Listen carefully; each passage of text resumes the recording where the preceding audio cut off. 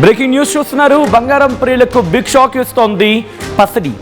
పరుగులు పెడుతోంది. మరోసారి భారీగా పెరిగాయి బంగారం ధరలు. దానికి సంబంధించిన బ్రేకింగ్ న్యూస్ చూస్తున్నారు. నిన్న మంట వరకు 1,00,000 వెళ్తే గొప్ప అనుకున్నాం. 1,15,000, 1,10,000, 1,15,000, 1,20,000, 1,24,000, 1,25,000.